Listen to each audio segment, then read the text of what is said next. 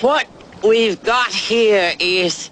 I just saw this movie. Welcome, motherfuckers, to your favorite uncut, uncensored, spoiler-filled podcast. I'm your host, Matt Brando. I just saw All Eyes on Me. I saw it last Tuesday, I believe. I've been a big fan of Tupac since mid to late high school. Then in early college, rap was my clutch. It was my go-to. Wu-Tang, NWA, anything West Coast. I really like those synth beats, like Dre and Pac. Those two are my favorites. I started off with Eminem and Dre, pretty much like any other kid in my age, in high schoolish, middle schoolish. And then it was really when I transitioned over to Pac. He was the one to really grab me with his storytelling and his lyricism, as well as Nas. Honestly, Pac and Nas are, in my opinion, the two best rappers of all time. Rap music speaks to me. We all struggle on some level, some more than others, no matter what the background we have, whether we share it or we don't share it. And listening to others air their grievances makes a connection, even if we never met them. So that's why I personally like and connect with rap music. I may not be from Compton, but I've been through some shit. I've seen some shit. I used to go to the hood of Cleveland at least once a week. I've played basketball with Bloods. Like Dwayne Johnson had $14 to his name. I've overdrafted my bank account feeding family members. And I've had not just $0, but negative balance to my name. So I love rap. My current favorites are Gucci. I have this written down so I won't forget them.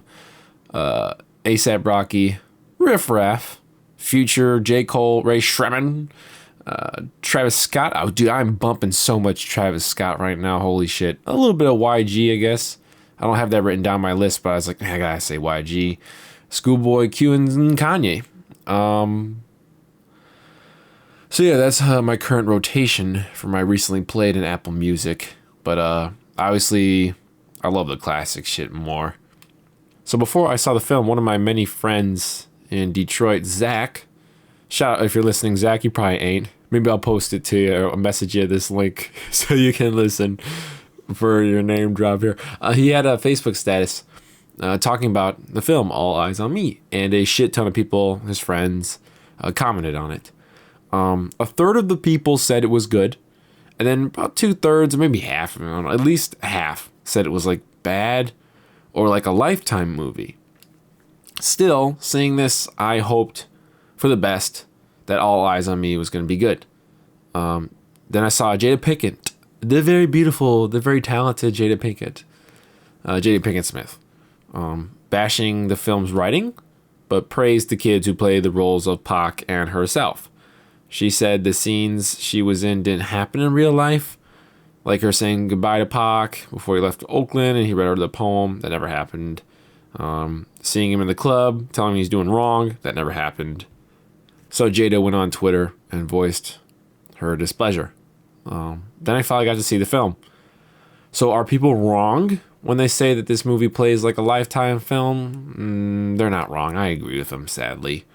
I wouldn't call this film a disaster like some are. Some people are saying Pac is rolling in his grave. I don't really agree. I don't agree with that, but this movie is quite cheap. You're going to hear me say that adjective here quite often. And I'm also going to be quite often drawing comparisons to Straight Outta Compton, the film from 2 years ago, because it was recently released and it was fucking incredible. It was a biopic about rappers and it was executed brilliantly. It was incredible stuff. Compton's budget was $50 million. I think it made like $200 million. Not sure, don't quote me. So it was only made for 50 and it was excellent. Surely All Eyes on Me, with nearly the same budget at $40 million, could be the same, right? That's a pretty small difference when it comes to Hollywood productions. So I had hope that All Eyes on Me was going to be great, because they did justice poetically. Anybody get that? I don't know, maybe not. For Straight Outta Compton. And when I left the theater for all eyes on me, I said to myself, I wish the crew who worked on Compton worked on All Eyes on Me. Because All Eyes on Me was disappointing, average or above average filmmaking. And you can't do that to the greatest artist of all time. Notice I said greatest artist. I didn't say rapper or musician in general. Because that's what this kid was. Wickedly talented. The wickedly talented Adele Dazeem. He was taken way too soon. All the greats like MJ, Prince, they had kind of long lives. Or they created for a long time. Pac, he died when he was 25 years old, man. That is so young. I wasn't even a man, really, until maybe 25 and a half or 26. Demetrius Shipp Jr. plays Pac. Wow. The kid looks just like him. I just watched him on Fallon, and he said that he was working at Target, and for years he's waiting to know if his audition went through, and he's got the job or the role as Pac. So he seems like a very down-to-earth kid. I wish him the best. And if this movie was supposed to be made or waited so many years in developmental hell just to get to this point, then this kid was made to be this exact age and this exact time in life to play this role. He did such a great job. The only problem he's going to run into is that he's going to be the kid who played Pac the rest of his life, maybe. Because after seeing Compton, for me, I see the kids who played EYEZ and Dre. And I keep saying, when I saw the kid who played EYEZ in Skull Island, I was like, that's Eric. Or the kid who played Dre, he's in 24 Legacy, I'm like, that's Andre. Something that's actually pretty dope is that the same actor who played Biggie in the Biggie biopic, Notorious, plays Biggie again and reprises his role here. His name is Jamal Woolard. Probably messed that up. I don't think they messed that up. It's not that complex of a name to mess up. And that's actually pretty fucking awesome. Even if it, possibly sets up this like cinematic universe of rappers biopics. The guy who plays Suge does a good job, looks just like him, and is mostly intimidating. However, I think the scenes he's in really don't do enough justice to how much terror that Suge Knight can impose on you. Suge was pretty fucking terrifying and Straight Outta Compton, and he is in real life. He's a big, intimidating guy, man. You don't know an OG like fucking Suge Knight. And he didn't really feel like a really big threat here, especially compared to Straight Outta Compton's interpretation. So into the story and the plot of All Eyes on Me. Very, very Lifetime movie-like. The main thread is 1995 with Pac in prison, being interviewed by a documentary filmmaker about his past. So it has these flashbacks of the past. Pac as a youngin' in Baltimore. Then we flip back to the present of him in prison with the interviewer. And then we have another flashback scene of him talking about something, and then we go into Baltimore, him as a youngin' again. Repeat, until you get to the current timeline, 95, he's released from the CF. Then it jumps all over from 95 to 96 to flash around or whatever the filmmakers, producers, writers, directors wanted you to see. That is so cheap. So cheap. You can't hoe Pac like that, man. If I had to rewrite it, I would just throw that documentary guy interviewing him in prison shit all out the window. I'd probably just start off the movie with just him in Baltimore. A couple scenes of him with his mom singing Justice. Shoot over to Oakland. Proceed from there. Because switching back and forth like that, it seems like it was like a educational film they would throw on like the tube TV at school. Here is Tupac's life. And then that was the static. In case you didn't know. You youngins with the You don't know what it's like to sit in a classroom, they turn off the lights, and they throw in a VHS tape. Honestly, those are the best days. I remember seeing Last of the Mohicans, edited, of course, but in high school. That was pretty cool. Anyways, it's cheap, and it's not a epic journey of a ghetto reporter. That's the main difference between All Eyes on Me and Straight Outta Compton. One gives you like a show and tell of what's it like to be a gangster rapper. And the other is like an experience of being one. It's a pretty big difference. This film has some good ideas, but once again, the execution is just at its fault. Like I alerted to earlier, rap is my favorite genre, if not my second favorite, to dance music.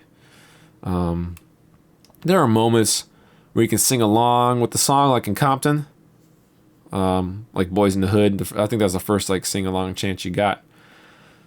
But I was in the theater. I was only with me and my friend. I don't think my friend knew anything about Tupac. So when Brenda's Got a Baby came on, I was singing Brenda got her baby.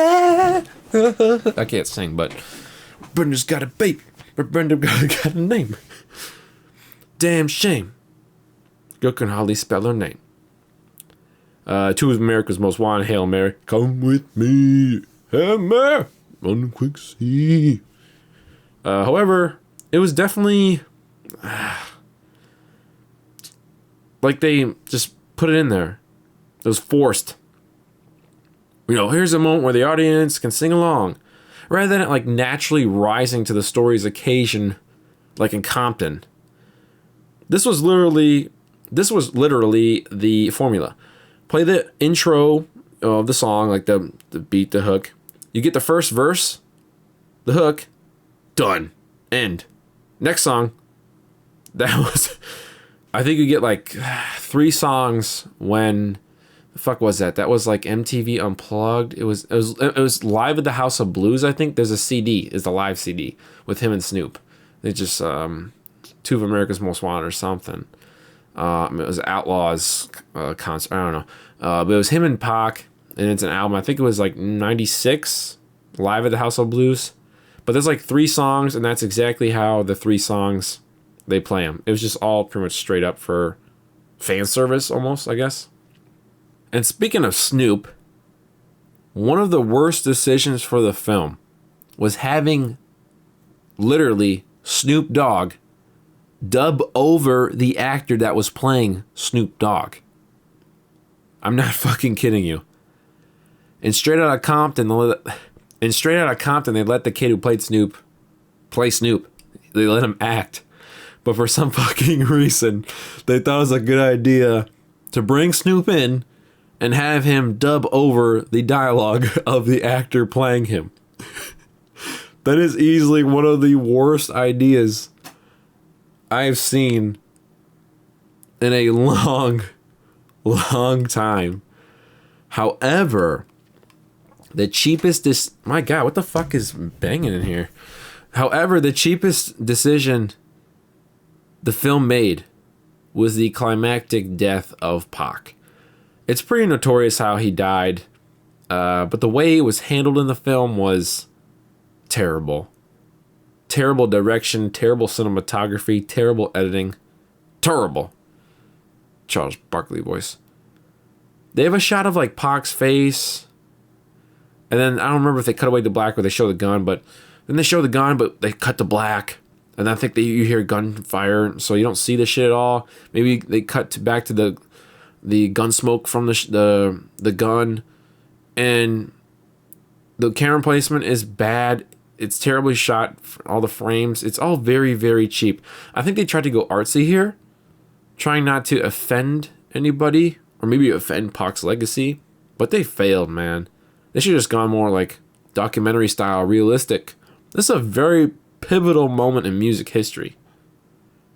Also worth noting that the film just kind of ends there.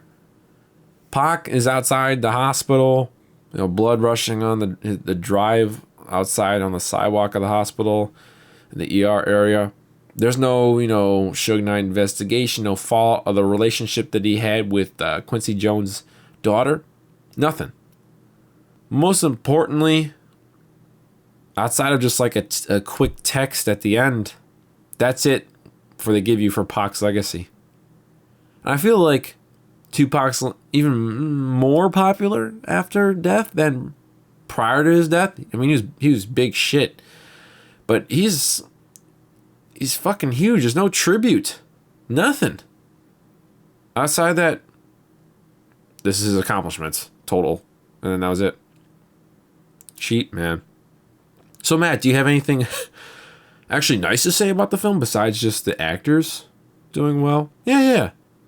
I like the usage of certain real life situations. Like they included I think it was real, the real security camera footage inside the casino where he assaulted that guy for stealing the chain and they got the chain back. Actually, I don't think they showed that. It was just him walking out and stuff. I was like, that's Tupac. The last photograph of him and Suge, that's like the last one that he ever was. It was the last photograph that was taken of him when he was alive. It's a very famous photo. So when I saw that, in the film, I was like, oh, I know what's going to happen. And my friend didn't know because he wasn't hip to Tupac, the culture. And I really like the usage of his real life financial struggles. There's a notion that famous people don't have a stressful life to live. That's not 100% true. I actually have a friend that said he has no sympathy for Katy Perry because she broke down in an interview saying that she doesn't, I guess it was recent, with her new haircut. Man, I hate that new haircut. Katy Perry's so fine, but what are you doing with that haircut, Katy? Anyway, she says she was crying, and she said she doesn't want to be called Katy Perry. She wants to be called Catherine Hudson, that she's been lying to herself. I have sympathy for the girl. You never know what people are going through. It doesn't matter if they're quote unquote famous. So I really appreciated them including this angle in the movie. This movie took years to finally make happen, and John Singleton, probably in my opinion the greatest black director of all time, was supposed to write and helm, I don't know, maybe Spike. Nah, I'm going with John Singleton. I like John Singleton's films more. Sorry, Spike. John was supposed to write and helm behind the camera for this biopic, but I think he either quit or was fired twice from the movie. Man, I wish he would have stayed. A lot of my friends agree that he would have done Pac justice because they were really close. And I've heard reports, they weren't close. Nah, man, I'm pretty sure they were fucking good friends. It's a shame that they did Pac like this because he's truly one of the greatest talents to walk the face of the earth. All Eyes on Me is an average or above average film about a beyond average and excellent artist. So for me, that's disappointing. After I left the theater, I gave All Eyes on Me a 6 out of 10. I would have much rather seen a movie revolved around this Bleacher Report article I read in late May. It was about this bus full of Long Beach Poly High School football players going to Vegas to play a game against I think it was an exhibition, against a far inferior team. However, the night before their game, the kids made some bad decisions, some involving alcohol, some may be involving the Vegas Strip. And for the next day for the game, they got blown out, like the worst blowout in the history of their school. I think it was like at least 70 points or something. It was the worst loss they've ever experienced. So on their way out of town, they're all Saudi. So they stopped to grab some In-N-Out. In-N-Out's some good shit. So all the boys are down in the dumps, but they see Pac and his crew posted outside the joint. A couple of the kids approach Pac, but Pac security busts out Glocks and guns, I guess, and they're pretty much possibly about to kill these kids for rolling on Pac like that. Pac turns around, he's livid. Somebody rolled up on me, blah, blah, blah. And he finally calms down, sees the kids as a non-threat, and calms down the tweakers and his crew. He asks where the kids are from. They say Long Beach. So Pac, tries to strike up a conversation and cordial, being nice. Says, "Oh yeah, so you know my homie Snoop?" And they nod like, "Yeah." That's pretty much about the exchange. So I think Suge Knight, I guess they said Suge Knight came out of the In-N-Out with a shit ton of cheeseburgers or something. I don't forget. The article's amazing, but the kids, here comes the greatest part. The kids end up leaving on the bus like soon after, and as the bus rolls away, one kid yells out the window, "Fuck you, Pac!" And another screams, "That's why you got shot, and the next time I hope you die." That was the same night as the Mike Tyson fight. If you're a Pac fan, you already know what's coming next.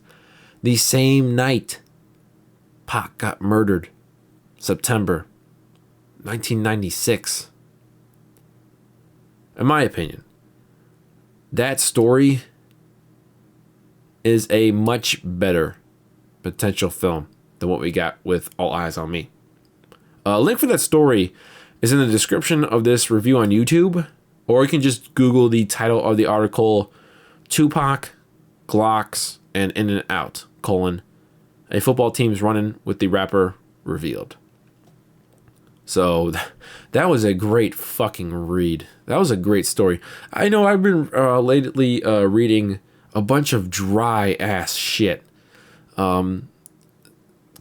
Touching up on these new acting technique books.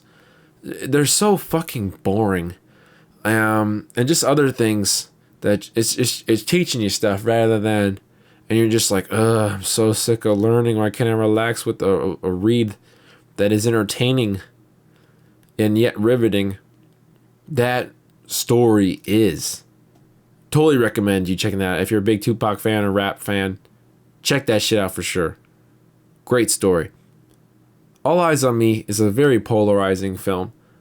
I saw 50 Cent post on social media that the film sucks. What do you say? Shit was straight. I'm looking this shit up right fucking now. 50 Cent, All Eyez on Me. This motherfucker was crazy. That's funny. Hold on a second. Hold on 1 second. Somebody's a Vibe article. Zero. I've never heard of this guy. Says that All Eyez on Me would have been better if 50 played Tupac. Oh my god. That is amazing. Here's Zero. I've never seen this dude. Well, I wonder why I don't know shit about him. He's from Texas. I don't know shit really about Texas, guys. Down south people. Even East Coast people. Mostly a West Coast dude, I guess. But, Zero says 50 Cent should have played. There's a YouTube video of his review. I'll watch that later, but, that is funny. I mean, 50. This is on, SOHH.com. 50. Holy shit, there's a photo of him with, Marissa Tomei. Still looking fine. Are they dating? Oh, they might be. Anyway. 50 Cent keeps bombing Tupac biopic, reveals more Eyez on Me flaws. Puffy had something to do with this shit? Oh my god. Oh my god. He has like a screen cap about them smoking hookahs in the studio. Fuck shit at its best, he says, shake my head. And it says some kind of this is what he said. I fucking love 50. He keeps it real. Here's a funny thing. My identity, this is how I guess how much rap has seeped into my life and connected and become a part of myself. In freshman year of college, I think I was in the cafeteria at my dorm, and I think one of my friends came up to me or something, or was talking to me, and we're all talking about like how maybe he introduced me to somebody, or maybe they're talking about how they introduced other people or maybe we're talking about somebody, and like, hey, do you know Matt? I'm like, who the hell is Matt? And then this is, I guess, what I was known for. Oh, Matt, the guy who wears the hats, the fitted hats forward, and listens to 50 Cent. So that was my identity for freshman year of college. I wore fitted hats forward, and I listened to 50 Cent. But anyway, 50 Cent, he says he found bottles of Ciroc in the Tupac movie. It's, it's a product placement or whatever. Oh my God. Looks like Scarface says all eyes on me, not real. Let Tupac rest. But I want to find out the original shit he said. He said it was like straight trash or something. Here's a Deadline Hollywood. They got the Jada Pinkett stuff, and then here, come on 50, come on 50. This is the funniest fucking thing. I swear to God. He just posted a photo of himself like in a suit, looking all dapper and shit. But the comment is, this is June 16th on his Instagram. He says, man, I watched the Tupac. I can't even. Let's think of Iskra Lawrence in a bikini, Matt. Man, I watched the Tupac film. That was some bullshit. Can't. I can't. I'm a white girl. I can't even catch that shit on a catch that shit on a fire stick. Thumbs down. Thumbs down emoji. Trust me. All caps. LOL. Shake my head. Trash. The funniest thing. Okay, that was some bullshit. Great. Trash. Great. But the kicker is, catch that shit on a fire stick. Oh my God, that is so funny. Promoting bootlegging of the film. Fucking. Oh my God. And yeah, John Singleton also. Talking to the John Singleton thread I've got going. I'm not going to repeat any quotes he's had, but he's pretty upset, obviously. But I think the greatest quote, I have it right here, actually, is perfect. The greatest quote that he said. This is fucking great shit. He said, they made the Aaliyah version of Pac worse than that. Because the Aaliyah Princess of R&B Lifetime 2000 biopic was fucking garbage. And everybody was so pissed at that. So you best believe when John Singleton says they made the Aaliyah version, that people went, damn. That is amazing. Holy shit. I laughed so hard there that I'm crying.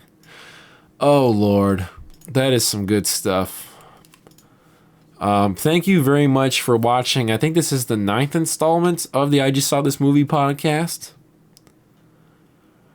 I don't know. Let me look. War of the Planet of the Apes is number 8. Yep. This is number 9. I hope to see Spider-Man. I don't know if I can get in or not to the early screening for that. I just saw Passengers, and I'm still laughing at 50 Cent and John Singleton. I just saw Passengers, and I'm gonna review that. I'm gonna review that, and then I'm also gonna review Patriots Day. I just saw that as well, but those aren't in theaters. But I'm still gonna review them. I feel like films I just caught on home video release, I'm gonna check out and review for you guys, because I guess people care about my opinion. Apparently, It's crazy. I'm gonna just say something real quick before I end this. It blows my fucking mind that I forget who said it, but there's a dude. He showed up for like a random Star Wars figure review 6 months ago, a year ago, or something. I don't know. But he was like the third or fourth or maybe fifth comment, and he said, "I ain't even here for the toy. I don't give a shit about the toy or the figure. I'm just here to say, I'm just here to say what Matt. I'm just here to listen to what Matt says, aka just be entertained by Matt." It kind of blows my mind that people care. I don't know. So that comment was very mind blowing and very kind of caught me off guard, to be honest with you. I was like, whoa. I can do anything, I guess, and people will be entertained. I'm entertaining to people? I don't know. I just kind of, I am me. Thanks, guys, very much for listening. Peace out. See you for the next one. Bye. End of line. Good luck and congratulations on choosing CR Press. Regret to have the American ambassador expelled after the incident. The U.S. State Department responded quickly.